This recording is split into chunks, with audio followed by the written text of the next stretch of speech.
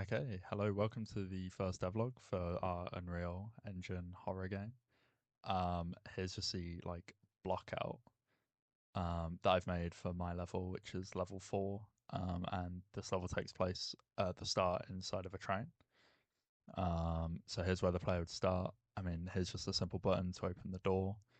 There'll be a puzzle to solve in this room, or at least according to my design plans. And then when they come in here, they can close the door again, which will then break the platform for them to fall. And that's how they progress from this part of the level. This area is meant to be a void section. Each level is meant to have this void section for the character. Um, but it's just a big space at the minute. I've still got a lot of work to do for this area. But once I make it past this area, um, the level comes back to reality with them going up the stairs, and then this would be like an underground hallway inside of a train station. So here's just a simple block out for it. Again, it reuses the exact same door code from earlier to have this door open. Still trying to decide on what puzzle I was going to do with this area, but there you can see that's working. And then we're coming up to the first scare of the level, or the true scare, where they crush this trigger, which would then cut all the lights out. The lights would then come back on around this point, and now you can see that the environment has completely changed. So that unlocks this area to go. Down they go into the underground station. And this bit in front is going to be blocked off by versions of the player model. Quite a lot of them. They'll all tilt their heads to watch the player wherever they move. Here's the first underground station platform, and you pretty simply just go through. And then this bit is just a blocked off area just to give the level a bit more depth. And then here's the player models again. And from this point, there'll be a trigger that will make them start chasing you. That sound will be the sound of one of the trains. I just put a placeholder sound on it that you can hear. And it's also really dark down here. I've not put any lights in yet, but here you go through the tunnel, and now you're onto the underground platforms. And this area is where the almost it's sort of like a chase sequence would take place, where the player has to get from each bit of cover in the darkness and avoid the trains that come through. And if the light hits the player, then the player would lose. So as you saw, there was like that bit of a gap earlier in between the two platforms, and it's symmetrical on either side.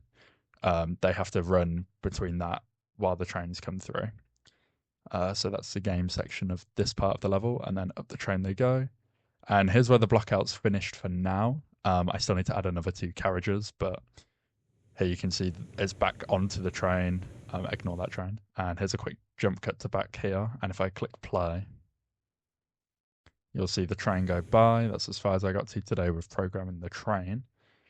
And then you'll see here the explosion is just there to simulate, like, just to show that the player's trigger has triggered the box that the train has. Okay, so that's what I've got in Unreal for my levels so far, but I'll quickly show you what I've designed up before moving into the engine. So here I started on Draw.io with my level layout. So you can see the train, the void, the stairs going up to the underground station hallways. It's a bit of a mess, so I'm just going to quickly turn off the other layers so that you can just see what I'm looking at one time. So here's the original layout, and then there's the switch once the player activates that trigger. And you can see the stairs that we went down into the underground station bit, where the player will quickly see the first player model, which dies by the light of the train, so that they know in future that they've got to avoid it for the next upcoming bit. And you'll come down the stairs, and then here's the other 2 platforms where they've got to survive. And in this gap in between here is where the player has to get to avoid the light and be safe. And then you'll notice in the top right, there's actually no way for them to get out. So they have to come all the way around to the left, and the left is the only way to get out and survive.